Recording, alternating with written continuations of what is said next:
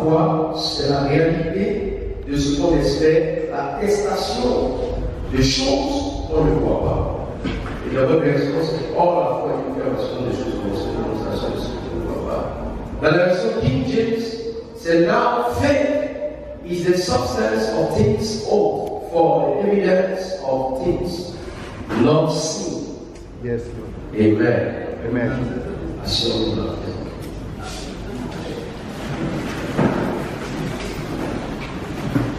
Alléluia. Alléluia. Amen. Le thème c'est du calme.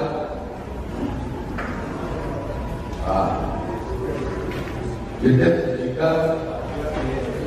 La prière a été exaucée.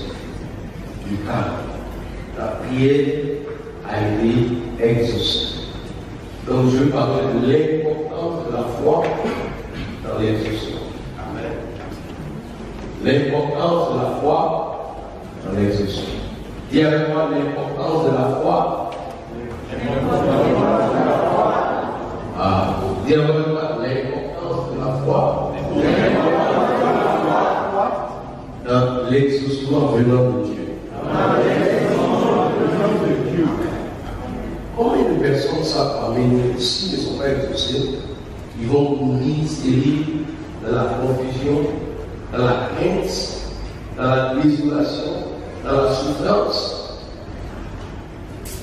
Et ils vont mourir sans accomplir leur destinée, mais ils vont aussi mourir en accomplissant l'espérance des autres. Et là, il y a même. Il dit que quand le serpent a mordu Paul, les papas attendaient qu'il tombe réellement. Il y a des gens qui attendent que tu meurs subitement. Il y a des gens qui attendent que ton mariage se détruise. Il y a des gens qui attendent que tu n'excelles pas. Il y a des ennemis de l'homme. Mais il y a des gens qui ne sont pas directement des ennemis, ils sont à distance, mais ils espèrent pas que quelque chose de bon arrive. C'est pour cela que Nathanaël a dit, est-ce qu'il y a quelque chose qui peut venir, quelque chose de bon peut venir de Nazareth?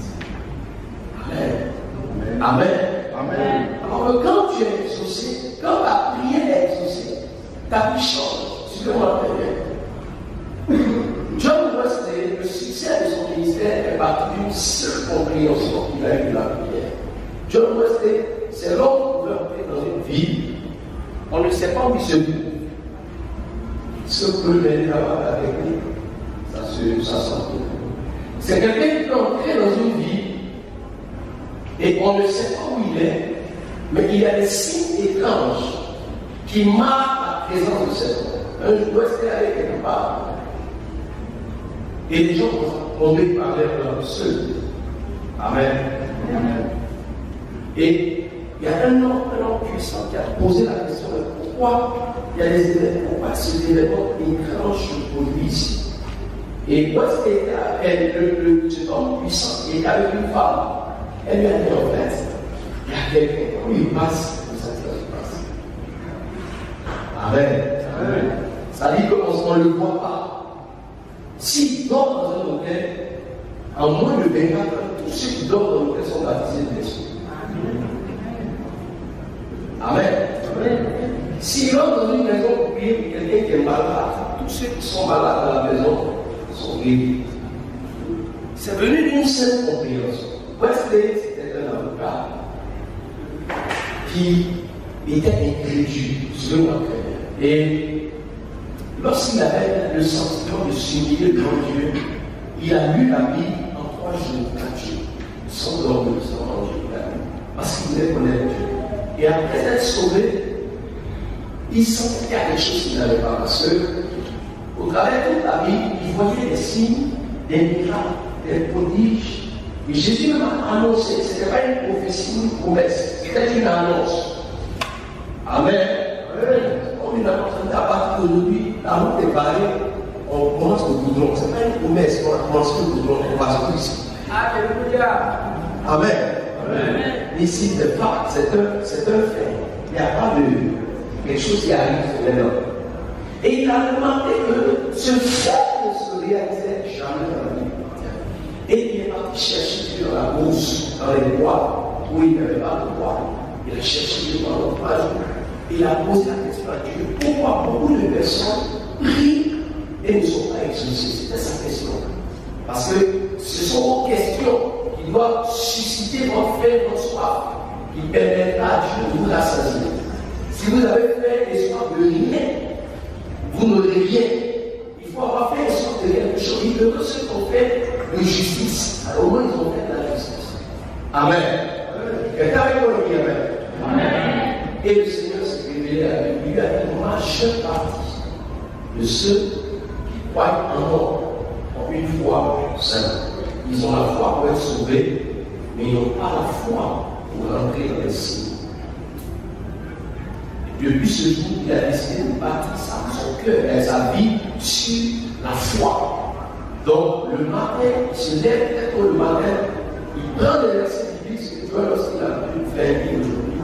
Il prend des versets bibliques, quand il finit le livre, il marque les versets qui l'intéressent avec sur les papiers. Et commence à les déclarer. Amen. Et Dieu a commencé à faire des choses extraordinaires. Vous savez, il y a des manifestations de quand les gens tombent, on commence. Et il a écrit un livre là-dessus. Alléluia. Suivez-moi bien. Je suis en train de découvrir.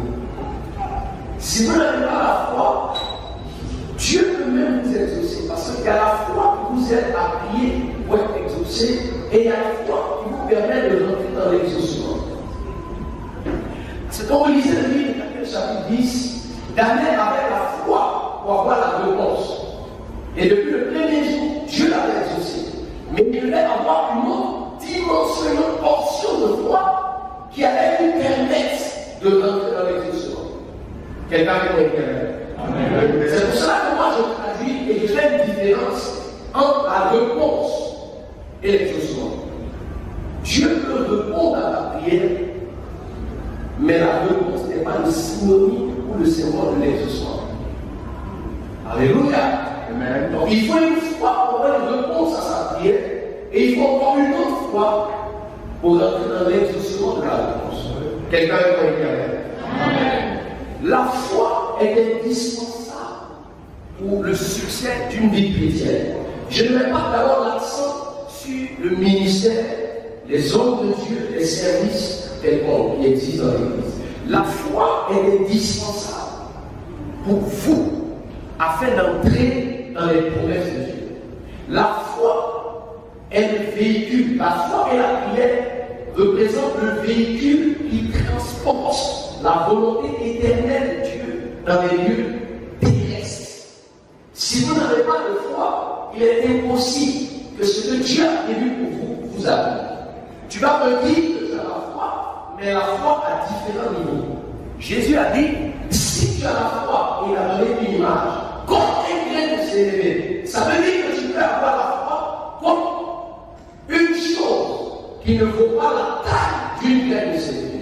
Et il a dit, si ta foi est aussi petite qu'une graine de sénévé, tu diras à ta montagne, déplace-toi de la jette-toi dans la mer, et cela va arriver. Quelqu'un va dire Amen. Et il a dit, tout est possible à celui qui croit. Dis-moi, tout est possible à celui qui croit. Suivez-moi très bien.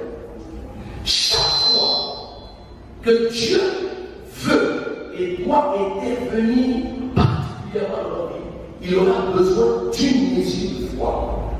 Car depuis le jour où Dieu a créé les cieux et la terre, Dieu a donné à la terre son autonomie. De sorte que Dieu lui-même n'a pas le droit d'opérer sur la terre s'il ne devient pas mort. Donc Dieu a relâché un décret sur la terre qui oblige que toute opération céleste, spirituelle et même démoniaque qui veut réaliser les pas sur la terre doit utiliser un corps. C'est pour cela que le corps de l'homme est le temple du Saint-Esprit, mais le corps de l'homme peut être aussi le temple des démons. Pourquoi le diable ne veut pas seulement habiter dans les eaux? Parce qu'en habitant dans les eaux, il n'est pas puissant. Il est puissant parce qu'il habite dans une personne. Parce que pour sauver l'homme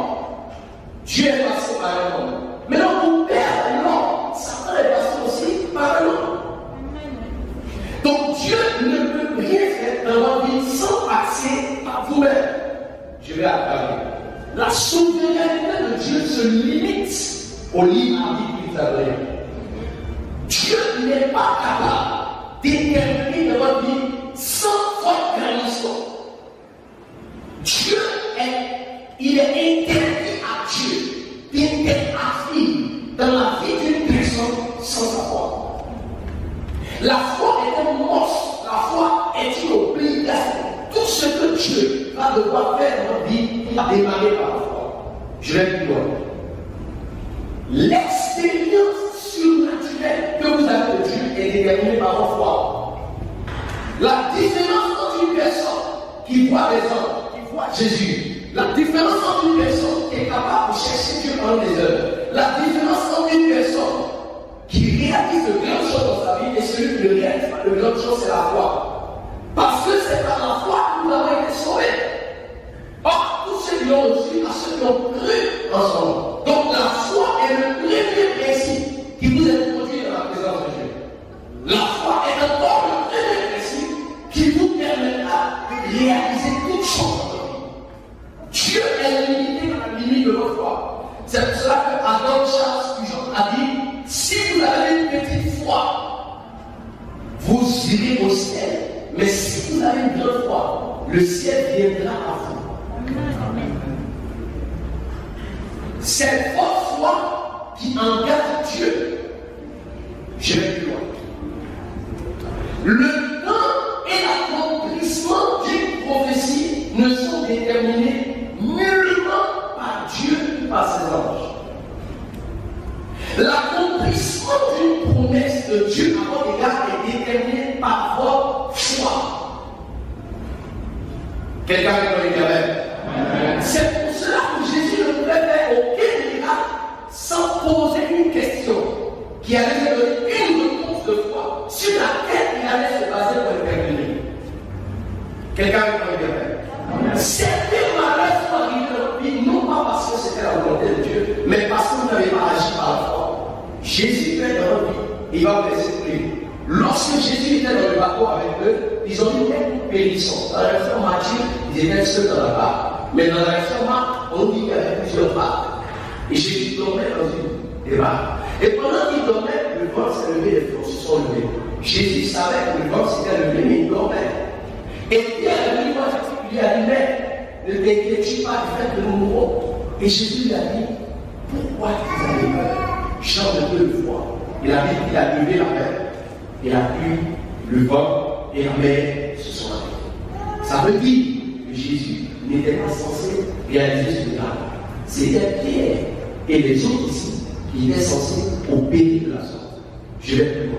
Lorsque Jésus a multiplié le pain pour la première fois, ce n'était pas lui qui devait le faire, c'est Pierre. Parce qu'il a dit à Pierre, donnez-le vous-même. Regarde, il y a des choses qui n'arrivent pas dans ta vie parce que c'est toi qui dois les faire arriver. Tu attends Dieu alors que Dieu t'attend.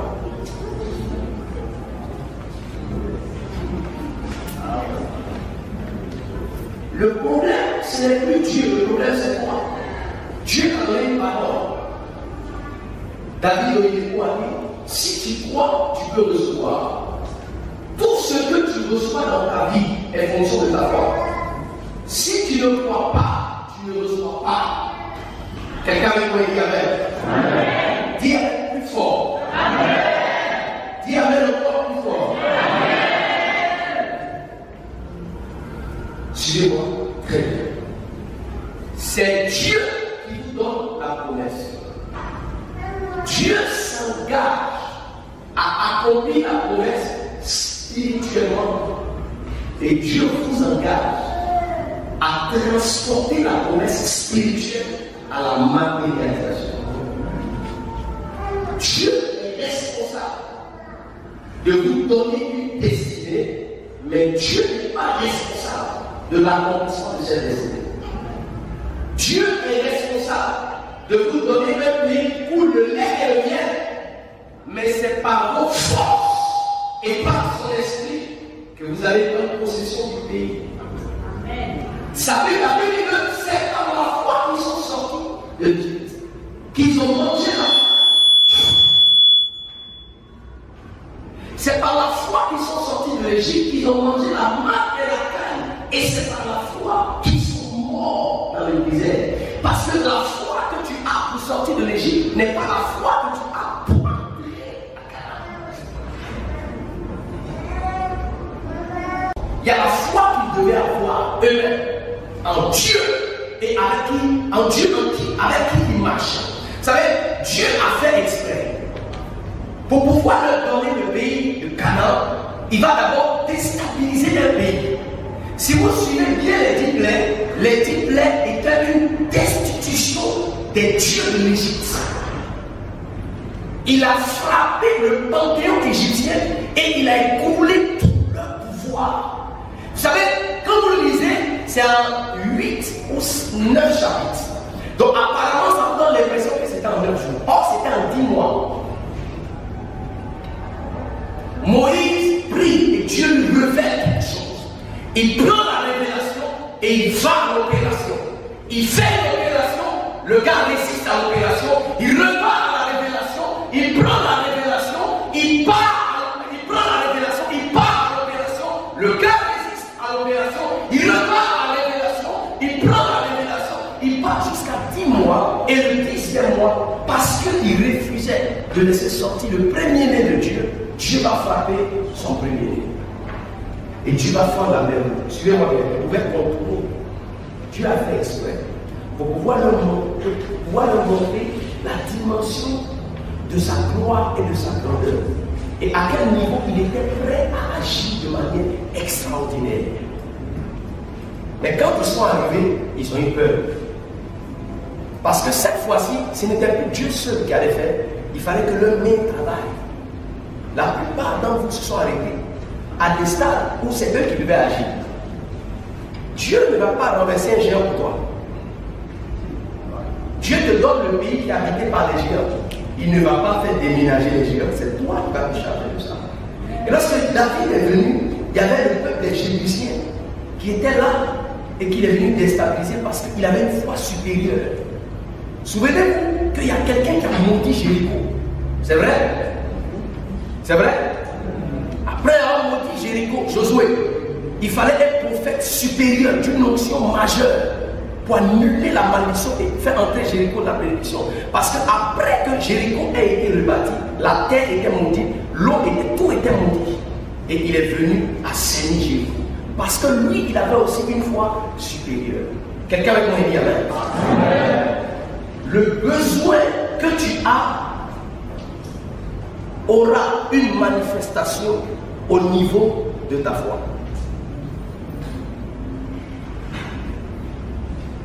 Regarde, Jésus prie pour quelqu'un, et puis après avoir prié pour lui, comment tu fais si tu as déjà vu des arbres marcher? Parce qu'il avait pas une vraie foi. Quelqu'un avec moi dit amen. Amen. Dis amen plus fort. Amen. Est-ce que ça te fait un peu de bien? Amen. Même si je sais que tu connais les 10 doctrines de la Bible. Je vais aller maintenant sur mon deuxième point. La foi opère avec la substance invisible. Tiens, la foi opère avec la substance invisible. Dis vraiment, la foi opère avec la substance invisible. Il dit dans le verset 3, car nous savons que ce que Dieu a créé ne vient pas de choses visibles, mais de choses invisibles. Suivez-moi très bien. Je ne vais pas tout dire, mais je veux que c'est sur toi que je vais insister. Le reste, je sais que tu connais. Amen. Peut-être que tu connais ça, mais il faut que je répète. Comme je dis, Dieu, il aime beaucoup les répétitions. Quelqu'un a dit, l'extraction de l'onction vient au bout des multiples répétitions. Tu as fait 40 jours, donc il faut faire ça 10 fois. Peut-être c'est là que l'onction va venir. Ouais. Dis amen. Ouais, tu as prié 21 jours pour un sujet qui t'a dur, tu ne vois pas. Mais ce qu'une prière ne peut pas faire, plus de prières peut faire. Quand Élie a pris une fois, il n'a pas marché, il a pris 7 fois. Il faut essayer encore. Solilo a dit, si je prie, on dit, mais comment tu as fait? Et puis tu as eu des miracles dans ton ministère. Mais lui, il s'est marié à 18 ans, 17, 18 ans. Et Dieu s'est révélé à lui, peut-être 3 ans après, il a vu que Jésus est descendu comme ça. Ce n'est pas vision, c'est vis-à-vis. Ouais, c'est pas. Quand je dis vision, je parle de songe. C'est clair, Jésus est descendu, puis lui a parlé, lui a donné son mandat. Il dit, il allait chercher Dieu une fois, il n'a pas trouvé Dieu. Souvent, on dit, cherchez et vous trouverez. Mais on t'a pas dit, cherche une fois et tu le trouveras. Oui, c'est vrai. Cherche-le, ça le trouver. Peut-être qu'il a cherché 3 ans, 4 ans, et il faut essayer encore. Dis Amen. Qui est découragé ici? Tu vas être béni et découragé. Aujourd'hui, prenez courage et foncez encore. Amen. Dis Amen plus fort. Amen. Persécuter, attaquer et combattre quelqu'un qui n'a rien. Physiquement, il n'a rien, mais il a une substance dans son esprit. Amen. Il y a quelque chose que la personne porte. Et la destinée que Dieu t'a donnée est une destinée réelle. Elle est réelle et immatérielle. Ce n'est pas parce qu'une chose est immatérielle qu'elle est irréelle. Ce n'est pas parce que tu ne vois pas une chose que la chose n'existe pas. Parce que Dieu a créé tout ce qu'on voit, mais il est plus réel que ce qu'on voit alors qu'on ne le voit pas. Quelqu'un avec moi dit Amen.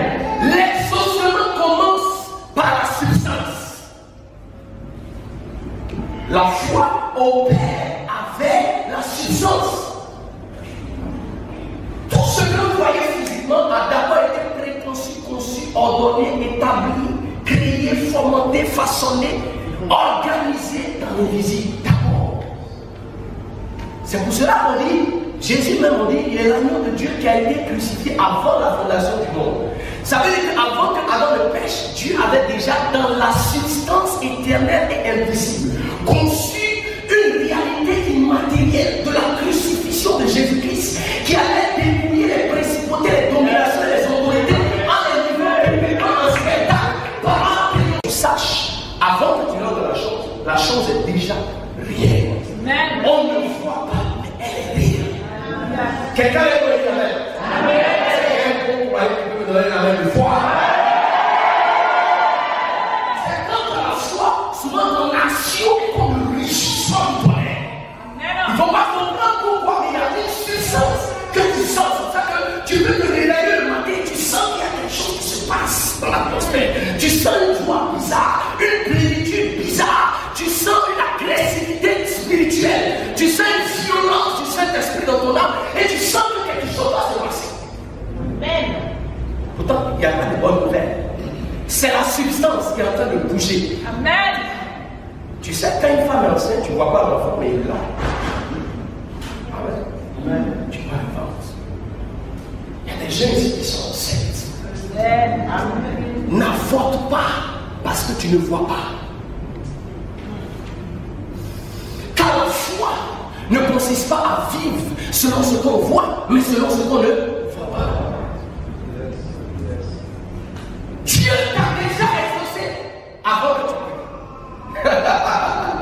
C'est pour ça que Jésus a dit, lorsque vous priez, croyez que vous l'avez reçu et vous verrez cela s'accomplir. Or, avant que tu ne pries, la vie que Dieu connaît tous vos besoins. Dieu connaît tous vos besoins. Et avant que tu n'aies besoin, Dieu avait déjà distribué. Parce que la providence divine, dans le latin, c'est la distribution divine. Il t'a déjà distribué ce dont tu peux avoir besoin. C'est là que dans le psaume 23, verset 11, ça dit, les frères convertis, je ne manquerai de rien. Ça dit, dans la pensée du francophone, tu ne manqueras ça à l'avenir. Or, dans la version King James, il dit, les frères convertis, j'ai tout ce dont j'ai besoin. Tu vois, c'est que nous, en tant qu'utilité, eux, ils sont déjà dans le présent. Dis Amen, très bien. Amen. Sûrement, il n'a pas de téléphone, dis Amen. C'est vrai. C'est pour ça qu'il a révisé 1910, 1985, 1900. Ils ont révisé. Parce que les premières traductions ont été faites spécialement pour des intelligences simples. Et vous savez, quand vous devez réaliser de grandes destinées avec Dieu, votre intelligence doit être aussi simple. On ne doit pas pouvoir vous blaguer comme ça. Et tu es façon, tu essaies pour ton épreuve, vous ne ça va être toi. On t'attaque un peu, tu as dit, tu es trop simple. Dis Amen. Amen. Il faut que dans ton esprit, il y ait un caractère d'une complication spirituelle invisible. qu'on te regarde, on sent que vraiment tu peux être sain physiquement, mais ton esprit est complexe. Et comme on appelle, il s'appelle l'indomptable d'Israël. Tu vois, la foi, c'est la force qui nous permet d'être indomptable. La maladie ne peut pas vous dompter. La chair ne peut pas vous dompter. La mort ne peut pas vous dompter. La pauvreté ne peut pas vous dompter. Même votre présent ne peut pas vous dompter. Quelqu'un qui n'est pas indomptable, qui est domptable, c'est quelqu'un qui est contrôlable. Dis amen, bien. Amen. Est-ce qu'il y a quelqu'un qui a la foi? Dis amen. Dieu t'a déjà exaucé. La substance, quelle est la substance? Alors lorsqu'un architecte est sur le point de mettre un bâtiment, dans l'architecture, il respecte une procédure. Il fait d'abord un plan, après le plan, il passe au calque, et après le calque, il passe à la maquette. Il fait un dossier technique pour prévoir tout ce qui va arriver avant de construire le schéma. Le bâtiment est déjà existant dans son esprit. Alléluia. Tu ne peux pas entrer dans une maison dont tu n'as pas encore posé les fondements dans ta pensée. Tu ne peux pas entrer dans un mariage dont tu n'as pas encore coulé la dalle dans l'esprit. C'est pas possible. Dieu opère et coopère avec toi. Là où tu envoies Dieu, c'est là où il va avec toi. C'est quelqu'un avec moi qui est avec toi. Dis à toi, Seigneur, ouvre mes yeux sur la substance. C'est deux choses différentes. Il dit, depuis l'avènement de Jean-Baptiste, le royaume des cieux est forcé, c'est les. Regardez-moi. Depuis l'avènement de Jean-Baptiste, depuis l'avènement de Jean-Baptiste, le royaume des cieux est forcé, c'est le violent. Dans la version anglaise, c'est taken by force. C'est-à-dire, depuis l'avènement de Jean-Baptiste, le royaume des cieux est forcé et c'est les violents qui s'en emparent par la force. Parce que tu n'es pas violent s'il n'y a pas une force d'agressivité qui te suit. Dis amen bien. La foi vraiment pratique, pragmatique dans les visibles, dans le spirituel. Parce que la foi va faire bouger votre corps spirituel. Vous savez, j'ai en train de faire une recherche sur la prière. Parce que j'ai écrit un livre sur la prière qui est intitulé comment on appelle ça? L'art de la sentinelle. C'est la sentinelle en tant que la sentinelle qui surveille. Amen. Suivez-moi bien. Celle qui surveille. Et je faisais une recherche sur les définitions de la prière. Il y a 9 définitions de la prière. Les 2 dernières ne sont pas trop explicites. Et puis bon, il y a 7 qui sont bien. La 7e définition de la prière, vous savez c'est quoi? Amen. Amen. Si tu veux savoir, dis amen. Amen. Et rechercher quelque chose qui dit ça comme ça, calme. Tu vas dire amen. Dis amen bien. Amen. Quelque chose que j'ai trouvé. Et regarde, ça veut dire, la 7e définition, c'est envoûtement, sortilège. Je me suis demandé, mais qu'est-ce que Dieu peut-il penser quand il me dévie la prière par un sortilège? Le sortilège, ça vient de la divination. Parce que dans l'étymologie, quand vous progressez, vous voyez que le mot duquel est sorti envoûtement, sortilège, c'est la même divination. Donc la prière est une sorte de divination. Donc la prière n'est pas la divination, mais la prière est une sorte de divination. La divination, c'est l'art d'une personne à avoir ses 6 sens spirituels indépendamment de la volonté de sa chair. Quelqu'un est là, il est sorti de son corps, il va parler. Dis amen. Amen. Ça ne t'intéresse pas de savoir. Regarde. La divination, c'est la capacité d'une personne à influencer par des puissances occultes l'intelligence, les pensées, les personnes et les environnements. Quelqu'un par la divination peut poser une action diabolique au carrefour ici. Et puis il y aura des accidents. Dis amen. Amen. Or, la prière comme la divination, suivez-moi. Et j'ai compris que la prière de la foi, donc la prière par la foi. Donc la foi et la prière, parce que c'est la foi qui vous fait prier et c'est la prière qui vous donne la foi. Plus vous priez, vous avez la foi, plus vous avez la foi, vous priez. J'ai compris que pendant que vous priez, votre esprit est un exercice. C'est pour ça que tu peux prier 1 heure et puis tu es fatigué comme si tu as marché 3 heures. Ça vous est jamais arrivé? Souvent tu peux prier pendant 3 heures, tu n'as rien. Mais il y a des prières que tu fais. Il y a des esprits contre lesquels quand tu te lèves, après 1 heure, tu commences à bailler, frère. Parce que tes tendons se sont tirés dans l'invisible. Tout ton corps, ton ventre, tu vois que tes abdomens ont perdu la résistance. Et la faim commence à crier. Pourquoi? Parce que ton esprit est un exercice. Or, il est prouvé. Entre l'esprit et l'âme, il y a le cordon d'argent. Et l'âme se trouve dans le sang. Donc, quand l'esprit opère, une partie de l'âme, une partie du corps perd ses résistances. Ça, c'est en psychologie. Et spécialement, parce que si je dis le terme, ils vont dire que je suis fait pour le Amen. Il faut suivre comme ça. Donc, pendant que l'esprit, on appelle ça l'hypnose. Donc, dans les recherches en hypnose, ils ont prouvé que quand l'esprit, c'est pour cela qu'il y a des choses, quand tu fais, tu te réveilles, tu es fatigué. Parce que ton esprit est en exercice. Suivez-moi très bien. Donc, par la prière, quand tu pries, et puis Dieu te dit, voici ta femme. Et puis tu pries, dans l'esprit, tous ceux qui s'approchent, tu les chasses. C'est bizarre. Dis Amen. Bon, ma femme, on ne la connaît pas, Marie. Elle est beaucoup de prières. Comment il dit, il veut? On la voit plus. J'ai mis des barrières spirituelles. Elle est camouflage invisible. On ne va pas la voir. Si, regarde, quand tu dis dans l'invisible que tu veux quelque chose, c'est parce que tu ne comprends pas. Il y a un parrain qui a dit aux gens, si vous savez c'était quoi la prière, vous n'allez pas vous arrêter à parler au lieu de prier. Tu sais que tu parles plus que tu pries. Tu parles de tes besoins d'argent au lieu de prier beaucoup plus que ton besoin d'argent.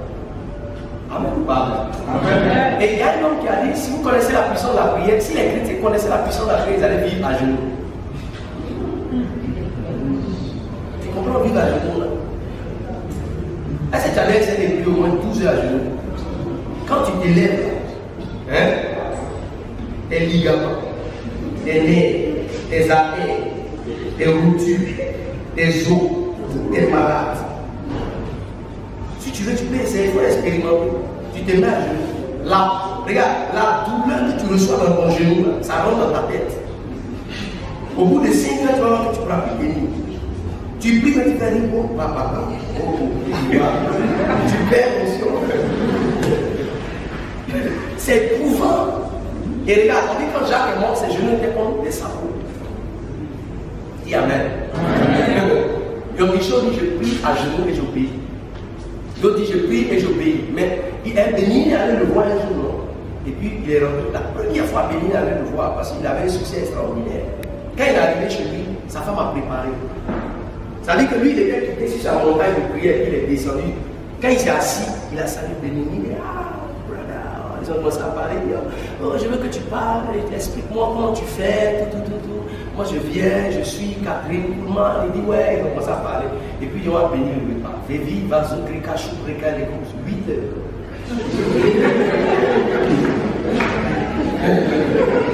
Le gars n'est pas normal. Lui, le plat commence à sentir. Regarde, sa femme est tellement habituée parce que sa femme voulait divorcer de lui à cause de ça. Il n'est pas normal. Il prie 6 jours et puis se repose un jour. Comme Dieu. Si tu n'es pas étonné, tu ne peux pas faire ça. Regarde, lui, pendant 8 heures, il était 10 heures. Il va quelque près, et puis il dit, tu vas penser que c'est de la magie comme ça. Pendant 8 heures, juste ça femme est là. Parce qu'elle est là. Elle a la marque d'église dans son corps. Regarde, elle a perdu le réseau. Regarde, pendant 6 heures, et puis pendant 8 heures, quand il a fini, il lui a dit, quand Bénin, quand chose a dit, Amen. Bénin lui a dit, est-ce qu'il peut entendre? Parce qu'il ne priait pas comme ça. Il ne priait pas comme ça. Quand il est quitté là-bas, il dit que avant chaque croisade, quand il rentre dans une chambre, il ne prend que de l'eau pendant 3 jours et puis il sort. Pendant 3 jours, c'est la foi qui va là. Comment quelqu'un peut avoir la foi pour ça? C'est pas la force physique. Sinon, physiquement, même quand tu regardes la télé pendant que tu es tu peux me regarder un film, ça va attirer ton attention pendant 10 heures et après tu peux te regarder. Dis Amen. Amen. C'est la foi. La prière est la foi.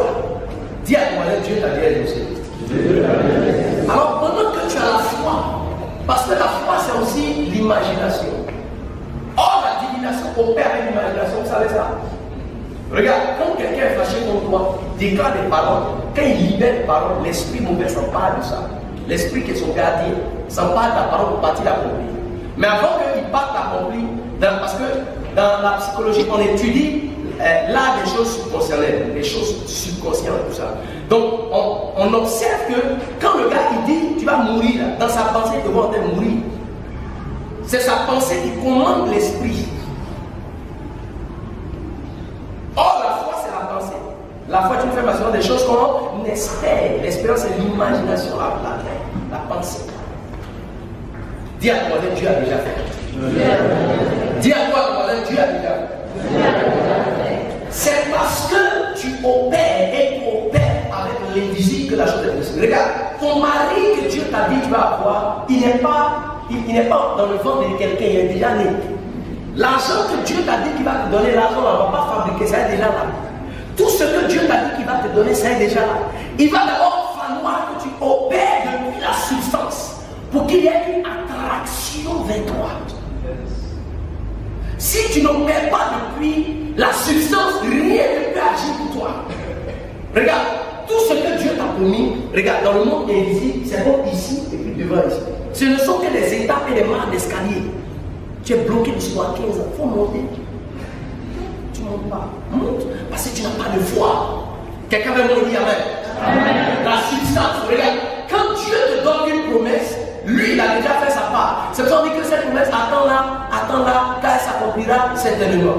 Frère, c'est dans le livre, ils sont morts certainement. Vous savez pas? Dieu les a envoyés à Canaan, ils sont morts certainement. Regarde, tu l'attends alors que lui t'attend. Moïse est en train de crier. Dieu donne une instruction par la substance qu'il a déjà accomplie dans les visibles. Il dit quand vous allez arriver dans la mer, dresse le bâton, la mer va s'ouvrir. Moïse arrive, dresse le bâton, la mer ne s'ouvre pas. C'est pas parce que ça ne s'ouvre pas physiquement que spirituellement le processus n'a pas été déclenché. C'est un processus, un mécanisme qui opère avec des étapes. Tu peux ne pas voir, mais pendant que tu vois, la chose se forme, se façonne. Et Moïse a commencé à crier à Dieu. Et Dieu lui a dit, pourquoi tu cries vers moi? Parce que le peuple criait à Moïse, Moïse criait à Dieu. Et puis Dieu lui a dit, pourquoi tu cries? Dresse plutôt ton bâton. La promesse que Dieu t'a donnée est vraie, elle est certaine. Quand il n'allait pas arriver, il se met à programmer, à projeter, à faire des projections, à stocker des revenus, à investir d'une certaine manière par rapport à leurs attentes dans l'année qui arrive. Suivez-moi bien. Et Dieu a un agenda pour vous. Amen. Qui connaît l'agenda de Dieu? Alléluia. Vous n'avez pas compris. Qui connaît l'agenda de Dieu pour lui? Si tu connais, lève ta main.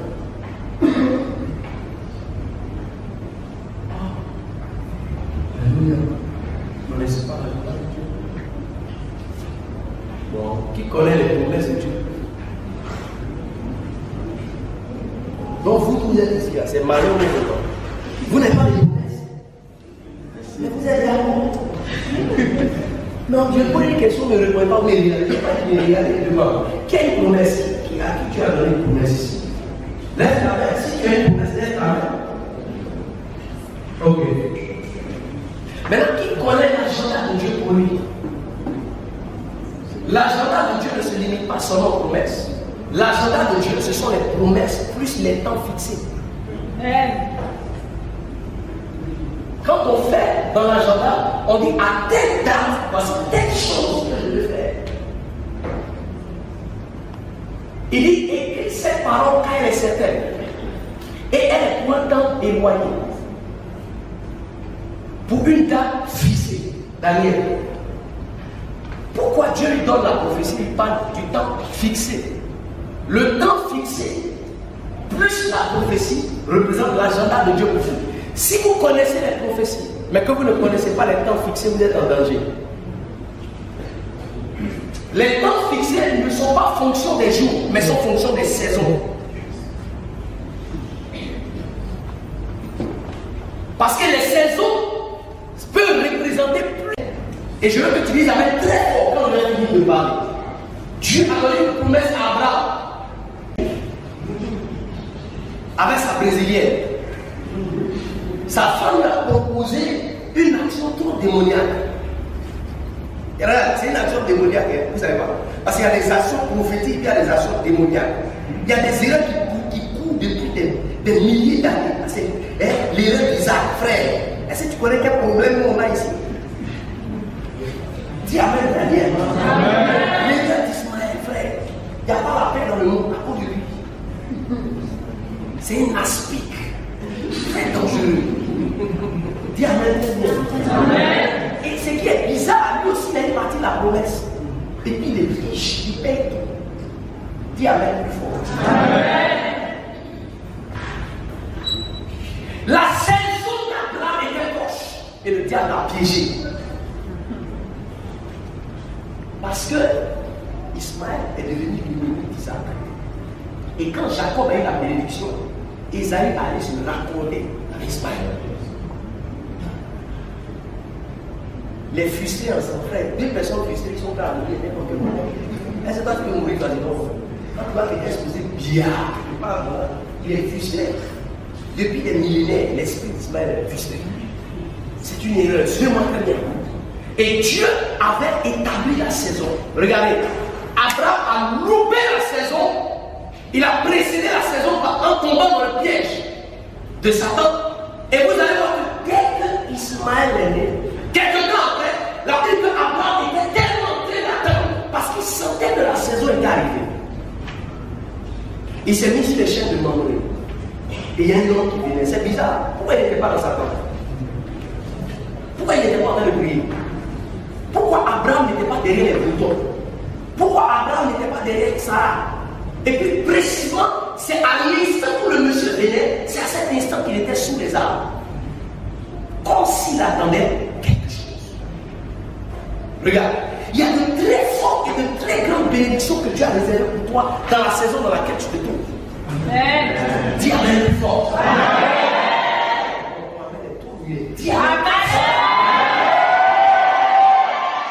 Dans chaque saison, Dieu dispose d'une portion de son héritage pour toi. Et ton esprit doit capter la fréquence de la saison. Écoutez-moi très bien. Votre exaucement. Il y a quelqu'un qui a dit, un homme de prière qui a dit, une parole qui m'a fait beaucoup de bien. Il dit, quand tu pries, et puis Dieu se révèle à toi, tu dis, il est exaucé. Entre le temps que Dieu t'a dit, et puis le temps que tu dois voir, la prière que tu as faite pour que Dieu se révèle à toi, tu dis, il est exaucé. Tu dois la doubler par 10 pour que ce qu'il t'a dit maintenant tu puisses voir. Parce qu'il y a une équipe de l'enfer qui a été spécialement mise en place pour arrêter les prophéties. Tu sais pas? Moi je connais une seule, on l'a doublé 4 fois sur le transaction. Regarde, le gars il est là, il veut la doubler aujourd'hui, non? Et puis le lendemain, il donne quelqu'un d'autre. Il est mauvais. Tu es mauvais. Si tu es guéri, si tu brises le cœur des gens, tu vas briser ton corps. Tu vas briser les hommes. Au nom de Jésus, par le décret divin, apostolique et prophétique, ton cœur sera brisé aussi. 3, 4 fois. Regarde, une fois on a brisé son cœur, 2 fois ils ont brisé son cœur, 3 fois ils ont brisé son cœur, 4 fois ils ont brisé son cœur. Étrangement, chaque fois qu'on va briser son cœur, Dieu lui dit, tu es arrivé dans le temps où tu l'as démarré. Est-ce que Dieu ment? Non. Est-ce que Dieu l'attend? Non. Mais chaque fois que Dieu lui parlait, il y a une équipe de l'enfer qui se mettait en place pour arrêter la parole. Regarde, beaucoup de personnes ont été exaucées ici, mais ils n'ont pas compris la saison. À cause de cela, ils ont faibli spirituellement. Que Dieu ouvre les yeux sur ta saison au nom de Jésus. Vous travaillez peu et vous récoltez. Vous travaillez beaucoup et vous récoltez peu. La raison pour laquelle il faisait beaucoup d'efforts et il ne rentrait pas dans les grands efforts, dans le labeur, c'est parce que chaque fois qu'il travaillait, comme Dieu n'était pas avec eux, le temps n'était pas favorable. Donc ce n'était pas la bonne saison. Quand vous tombez dans la bonne saison, les choses deviennent faciles. Quand vous tombez dans la bonne saison, ce que Dieu vous a dit, regarde, tu peux prier pendant 50 ans. Quand la saison arrive, tu pries pendant 5 minutes. La saison facilite les efforts. C'est pour ça que dit, le bonheur et la grâce m'accompagneront. Regarde, le mot qu'il a utilisé, ce n'était pas juste le bonheur en tant que mot. La grâce, la version originelle, c'est la gratuité. Le mot qui a été utilisé, ce n'est pas, le terme qui a été utilisé, ce n'est pas un mot en tant que grâce de Dieu, en tant que gratuité de Dieu, en tant que bonheur de Dieu. C'est le mot qui a été utilisé comme des personnes. C'est comme Dieu envoyait 2 anges. Parce que la saison était arrivée. Dieu a mandaté un an de grâce. Et Dieu a mandaté un an de bonheur. Pour que le temps dans lequel il va entrer maintenant, il ne puisse pas manquer de grâce et de bonheur. Il y a des gens qui sont ici, leur saison est arrivée, mais ils n'ont pas vu. Quand tu sortiras d'ici, tes yeux vont s'ouvrir sur la saison. Si tu prends ça par un dire, tu vas regarder. Regarde, quand ta saison est sur le point d'arriver, l'ennemi va orchestrer beaucoup de choses. Mais je vais te dire. Il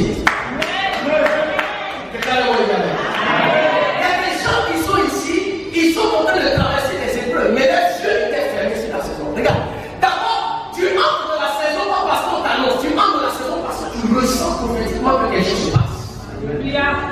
Quand tu vas sortir d'ici, Dieu va ouvrir tes yeux sur les territoires de ta saison au nom de Jésus. Dieu t'a déjà exaucé. Le travail qu'il t'a dit, il va te donner, il t'a donné spirituellement. Et Dieu est dans cette saison, mais pour que tu puisses entrer, tu dois d'abord te connecter à la fréquence. Déjà spirituellement, tu dois avoir la révélation de ta saison. Il y a des gens qui n'ont pas eu la révélation de leur saison. Ils ont jeûné, ils ont prié, et quand la saison arrive, ils ont perdu. Parce qu'ils ne savaient pas. C'est comme des occasions. Pendant le match, on te fait une passe pour garder derrière. Quand tu sais que la saison arrive, ta manière de prier change. Ta manière de fonctionner, les gens changent. Regarde, quand ta saison arrive, tu deviens comme fou. Regarde, quand ta saison change, il y a un esprit de solitude qui te prend. Tu vas t'isoler.